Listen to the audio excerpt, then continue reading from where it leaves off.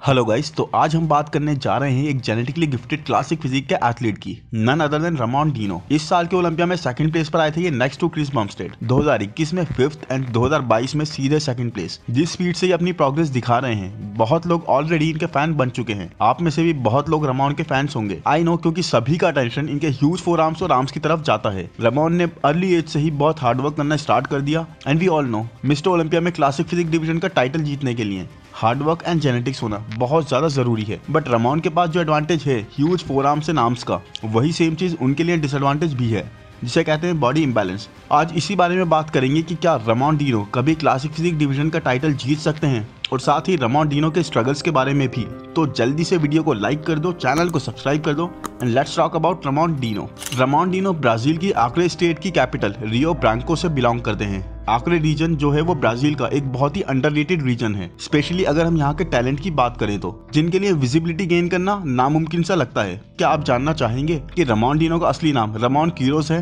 तो basically guys, Brazil के जो लोग होते हैं वहाँ पर अक्सर ऐसे मजाकिया वे में बोला जाता है कि जो भी आक्रे से आता है वो डायनासोर जैसा होता है, क्योंकि डायनासोर्स की तरह ही उस रीजन को भी बहुत कम लोग जानते हैं, क्योंकि ये रीजन, ये जगह काफी ज्यादा पिछड़ी हुई है और काफी ज्यादा पॉपुलेशन से दूर है। ब्राजील से और भी बहुत सारे एथलीट्स आए हैं, बट रामोन डिनो इतने ज्यादा फैन फेवरेट क्यों हैं ब्राजील के लोगों के लिए? तो इसका रीजन ये है गाइस कि बाकी जितने भी ब्राजील के एथलीट्स आते हैं, they all come from a society which is more famous, more populated, developed part से, और रामोन बिल्कुल नीचे की वर्किंग क्लास के लोगों को रिप्रेजेंट करते हैं, और उस जगह से आते हैं जहाँ पर उन्हें कोई रिसोर्स, कोई फैसिलिटी भी अवेलेबल नहीं थी। ब्राजील के एक बिल्कुल अनजान और पिछड़े हुए जो इलाके होते हैं, बिल्कुल भूले बिसरे, रामोन वहां से हैं, और यहाँ की पॉपुलेशन और इकोनॉमी दूसरे ब्राजील के वेल पॉपुलेटेड प्लेसेस से बिल्कुल ही अलग है। सो रामोन एक ऐसे बॉडी बिल्डर हैं, एक ऐसे एथलीट जिनको ढूंढना इस दुनिया के लिए बहुत मुश्किल था। बिल्कुल ऐसे समझ लो कि दुनिया के एक बहुत दूर कोने में ये बैठे हुए थे। एक बहुत ही सिंपल बैकग्राउंड से और गरीब फैमिली के होने की वजह से रामोन के पास कोई जिम मेंबरशिप भी नहीं थी। उनके घर के थोड़ा दूर एक पब्लिक पार्क था,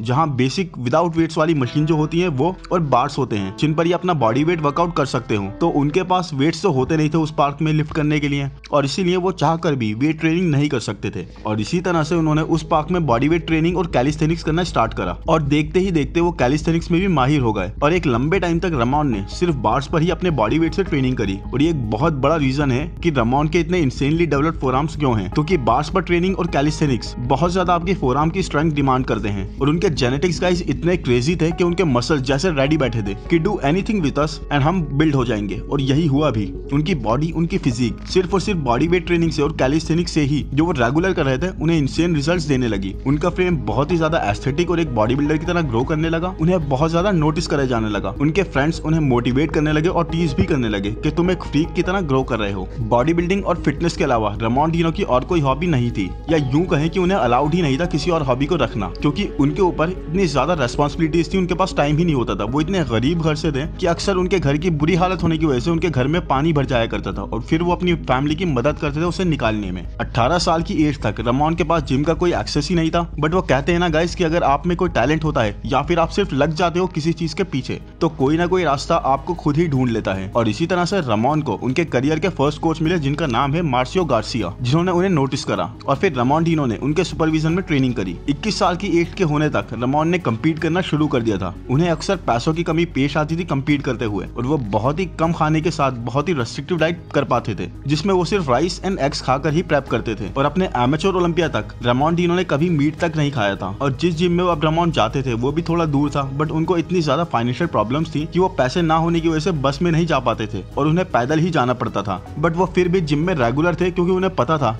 कि यहीं से उन्हें उनका वे आउट मिलेगा। रामोन को भरोसा था कि जिस तरह से वो एक के बाद एक कंपटीशन के बाद से एक्सपोजर पाते जा रहे हैं, उनकी लाइफ भी चेंज होने वाली है। लेकिन एक के बाद एक कंपटीशन जीतने के बाद भी इनके घर के हालात काफी टाइट रहे। वो बहुत ही साधारण से घर में रह रहे थे, बट उन्होंने हिम्मत नहीं हारी, और रामोन को यकीन था कि इस चीज से ही, अपना 100% देने से ही वो अपनी और अपनी फैमिली की लाइफ चेंज कर सकते हैं। अब प्रॉपर कोचिंग और जिम में वर्कआउट कर पाने की वजह से वो तैयार थे 2018 के एमेच्योर ओलंपिया में कम्पीट करने के लिए। रामोन के पास अभी भी कोई स्पॉन्सर्स तो थे नहीं, तो उन्होंने अपने दोस्तों की और अपने सर्कल से लोगों की मदद ली, और मुसीबतों से लड़ते हुए प्रेप कर ली एमेच्योर ओलंपिया के लिए। याद से लगभग गाइस 5 साल पहले की बात है, 2018 में ओलंपिया एमेच्योर ब्राजील, ये उनका पहला बड़ा शो था, और जब वो वहाँ पर फर्स्ट प्लेस पर एंड अप कर गए तो सब लोग शॉक हो गए थे, इवन वो खुद भी। और उस वक्त तक वो बिना किसी स्पॉन्सर के थे, और फर्स्ट प्लेस के साथ साथ ओवरऑल कैटेगरी में भी विनर विनर के रूप में रमोन सामने आए और इस तरह से रमोन ने अपना प्रो कार्ड जीत लिया था। वो लिटरली स्टेज पर रोना शुरू कर चुके थे। चीज ही कुछ इतनी बड़ी थी उनके लिए। What was once a dream was being the reality of his life. और इसके बाद इवन दो उन्होंने एक्सपेक्ट करा था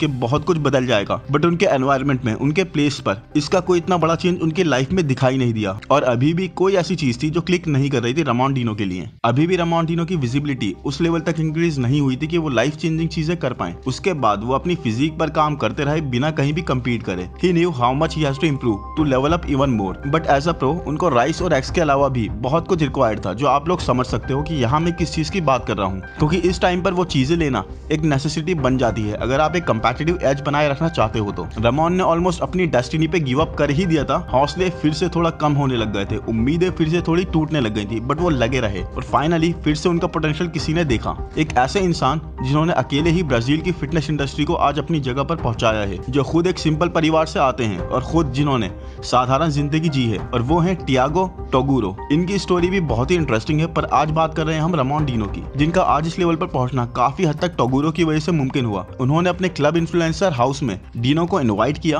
और उनको मीडिया की इंपॉर्टेंस समझाई। इस वजह से रमोन को जो स्पॉटलाइट मिली उसने ही सब कुछ किक स्टार्ट कर दिया। टोगुरो एक तरह से जानते थे ऐसे पोटेंशियल वाले एथलीट्स और स्टार्स को ढूंढना, और उन्होंने एक और बहुत ही इन्फ्लुएंशियल एथलीट को फिटनेस इंडस्ट्री में आगे बढ़ने में हेल्प करी थी, और वो एथलीट है रेनाटो। और इस वक्त रेनाटो फिटनेस इंडस्ट्री के सबसे इन्फ्लुएंशियल पर्सन है ब्राजील के। रेनाटो की स्पेशलिटी है सुपर एथलीट्स, यानी कि जो एथलीट्स अलग ही कुछ पोटेंशियल रखते हैं उन्हें ट्रेन करना। और टोगुरो ने रेनाटो से बात करी कि रमोन को ट्रेन करो, जो शायद नेक्स्ट क्लासिक फिजिक एथलीट बन सकते हैं, जो ओलंपिया जीत सकते हैं। इनमें पूरा पोटेंशियल है आगे जाने का। और रेनाटो ने भी सोचा कि रमोन को ट्रेन करने से ब्राजील के लिए भी एक स्पॉटलाइट और एक इंटरनेशनल एक्सपोजर बढ़ेगा बॉडी बिल्डिंग इंडस्ट्री में। और टोगुरो और रेनाटो की हेल्प के साथ एक प्रॉपर जॉइंट एफर्ट के साथ रमोन ने स्टार्ट करा वर्कआउट करना with the very best coaches of Brazil. बहुत ज्यादा खुद को पुश करना स्टार्ट कर दिया और अपने जेनेटिक्स के पोटेंशियल को मैक्स तक यूटिलाइज करने की कोशिश करने लगे। और जैसे जैसे रमोन ने अपनी फिजिक पर काम करा, उन्होंने रियलाइज करा कि वो मेंस फिजिक कैटेगरी के लिए काफी बड़े हैं, और डिसाइड कर लिया कि अब मैं क्लासिक फिजिक डिवीजन में स्विच करूंगा। और जब रमोन ने क्लासिक फिजिक डिवीजन के स्टाइल में ट्रेन करना स्टार्ट किया, तो उनको अपने वर्कआउट्स की स्ट्रेंथ और इंटेंसिटी दोनों इंक्रीज करनी पड़ी, जिसका मतलब था हैवियर वेट्स, ज्यादा वॉल्यूमाइज प्लांट्स। और उसके हिसाब से ये चीजें उनके लिए स्टार्टिंग में काफी डिफिकल्ट थी, बट वो रुकने वालों में से थे नहीं। रमोन हमेशा कॉम्पाउंड एक्सरसाइजेस को करना प्रेफर करते हैं, जैसे स्क्वाट्स, डेडलिफ्ट्स और बेंच प्रेस, जो एक से ज्यादा मसल ग्रुप पर एक साथ वर्क करती हैं। जबकि कार्डियो वो हमेशा सिर्फ प्रेप के दौरान ही प्रेफर करते हैं, और ऑफ सीजन में जब भी वो प्रेप पर नहीं होते हैं, वो मसल गेन करने पर और हाई कैलोरिक डाइट फॉलो करने पर फोकस करते हैं। 2018 की प्रो कार्ड की विन के बाद से रमोन ने एक अच्छा गैप लिया था खुद को इंप्रूव करने के लिए। इसी बीच रमोन ने शादी करी विटोरिया वियाना से, और ये दोनों काफी लंबे टाइम तक एक साथ थे इससे पहले भी। इसके साथ ही इनका 1 साल का बेटा भी है। फिर आया 2021, और 2021 अगस्त में जब इन्होंने स्टेज पर रिटर्न करा, तब तक रमोन को मैक्स टाइटेनियम सप्लीमेंट्स की तरफ से स्पॉन्सरशिप मिल चुकी थी, और वो शो था यूरोपा प्रो।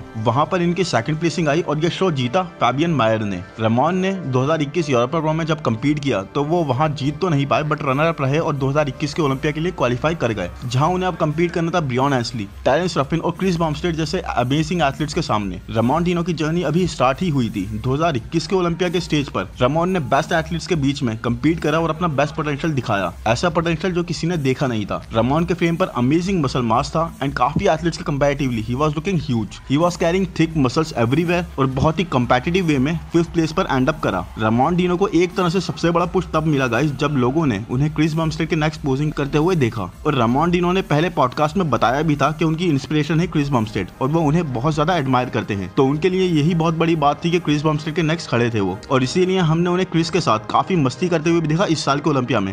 खैर उसकी बात बाद में करेंगे, बट वो बहुत ही ज्यादा खुश थे उनके साथ कम्पीट करते हुए। और यहाँ पर जबकि रमोन का ये पहला ओलंपिया था, इवन देन रमोन ने अपने पोटेंशियल को प्रूव करा और इतने नेम टॉप एथलीट्स के सामने side by side call out में कम्पीट करा। एंड ऑनेस्टली गाइस, क्रिस के पास जब रमोन को खड़ा करा गया मूव करने से पहले, तो एक तरह से लोगों को ये रियलाइजेशन हो गया था कि Ramon is here to stay. काफी हद तक क्रिस के स्ट्रक्चर के सिमिलर था रमोन का structure. He was looking amazing, और इवन दो रमोन की वहां पर 5th प्लेस आई, बट यही वो मूवमेंट थी जब से रमोन की लाइफ चेंज हो गई। रमोन was started being taken seriously, क्योंकि अपने फर्स्ट ही ओलंपिया में ऐसे लाइनअप पर जहां ब्रियन, टेरेंस, क्रिस जैसे एथलीट मौजूद हो, टॉप 6 क्रैक कर जाना फर्स्ट ही टाइम में। ये अपने आप में ही बता रहा था कि अब आगे रामोन से क्या एक्सपेक्ट करा जा सकता है। बट ये तो पक्का था कि रामोन डिनो अब टॉप की कॉन्वर्सेशन में ही रहने वाले थे। उसके बाद उसी साल रामोन ने कम्पीट करा ब्राजील मसल कॉन्टेस्ट में और अपनी इम्प्रूव्ड और एस्थेटिक फिजिक के बेस पर ये प्रो शो जीत कर बहुत ही अर्ली क्वालिफिकेशन हासिल कर ली 2022 के ओलंपिया के लिए। उसके बाद रामोन डिनो ने चूज करा कम्पीट करना आर्नोल्ड क्लासिक में, जो मार्च 2022 में हुआ था, और वहां कम्पीट कर रहे थे 2021 के ओलंपिया के सभी टॉप 5 वाले एथलीट्स, सिर्फ एक क्रिस बमस्टेड नहीं थे।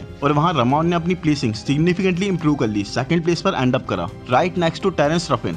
और ये एक बहुत ही बड़ी बात थी, रामोन डिनो की पॉपुलैरिटी आसमान छूने लगी। और क्योंकि रामोन अब एक काफी जाने माने बॉडी बिल्डर बन चुके थे, तो उनकी अर्निंग का एक बड़ा सोर्स उनके स्पॉन्सर से आने लगा। इसके अलावा रामोन डिनो का एक स्टोर भी है ब्राजील में, रामोन डिनो गियर के नाम से, जहां पर उनके अपने ब्रांड प्रोडक्ट्स बिकते हैं, जैसे hoodies, gym vest etcetera. Ramon Dino के कोच है क्रिस असीटो, और इस वक्त रामोन की popularity is on the rise. इनके इंस्टाग्राम पर इस वक्त 2.2 मिलियन प्लस फॉलोअर्स हैं। और इस बार रामोन एक फेवरेट की तरह जा रहे थे ओलंपिया में, और उनके दिमाग में एक ही गोल था, कैसे अपनी परफॉर्मेंस को, अपनी फिजिक को और ज्यादा कॉम्पिटिटिव बनाएं। और ओलंपिया में जाते हुए हम देख ही रहे थे कि रामोन Dino was looking bigger and more thicker अपनी फिजिक के हर एस्पेक्ट में। रामोन की फिजिक अब बहुत ज्यादा सिग्निफिकेंटली इंप्रूव्ड लगने के साथ साथ और भी ज्यादा एक एस्थेटिक फैक्टर कैरी कर रही थी। फिर 2022 में जब रामोन आए ओलंपिया के स्टेज पर, तो ही वाज लुकिंग एब्सोल्युटली इनसेन। बहुत ही ज्यादा amazing biceps, forearms, chest, back, हर जगह से एक सुपीरियर फिजिक और बहुत ही ज्यादा aesthetic. And as a result of all of that hard work, all the sacrifices, अपने ओलंपिया के सेकंड ही ईयर में रामोन डिनो ने सिक्योर कर ली सेकंड प्लेस, और सीधे सीधे कंपेयर करेगा क्रिस बमस्टेड के साथ in the final call out. Ramon बहुत ज्यादा क्लोज आ चुके थे टाइटल के, and he is just getting started. But बात वही है गाइस कि Chris is on a whole another level.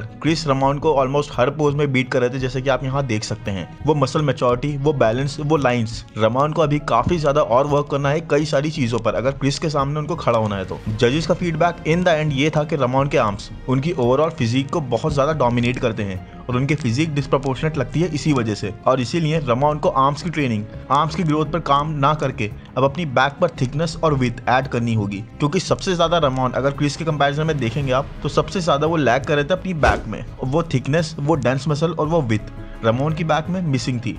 But Ramon Dino is just getting started. रामोन को देखकर ब्राजील में अब दूसरे एथलीट्स को भी एक जबरदस्त बूस्ट मिलने लगा। लोग मोटिवेट हुए बॉडी बिल्डिंग की तरफ और फिटनेस को लेकर। तो बताइए गाइस, क्या आपको लगता है रामोन डिनो क्लासिक फिजिक का टाइटल जीत सकते हैं क्रिस बमस्टेड के बाद में, या फिर आप देखते हैं टेरेंस या फिर उड्स को क्रिस के बाद क्रिस की जगह लेते हुए? और वैसे भी क्लासिक डिवीजन में कई नए क्रेजी पोटेंशियल वाले एथलीट ऑलरेडी लाइनअप में लगे हुए हैं, जैसे माइकल डबूल एंड वेस्ली विजर्स। बट सच तो यह है कि रामोन ने जितनी मुश्किलों का सामना करा और इतना अच्छा स्पोर्ट में अपना नाम बनाया, वो इसीलिए क्योंकि रामोन डिनो प्यार करते हैं इस स्पोर्ट को। और रामोन एक एग्जांपल है कि कैसे लिमिटेड रिसोर्सेज के होते हुए भी अगर आप तैयार हो अपने पैशन को, अपने गोल को, अपना सब कुछ देने के लिए, so it will come true. Just be true to yourself and believe in yourself. तो आई होप गाइस वीडियो आपको पसंद आया हो। पसंद आया तो प्लीज लाइक कर दो, चैनल को सब्सक्राइब कर दो, नोटिफिकेशन बेल को दबा दो। Thank you, bye bye.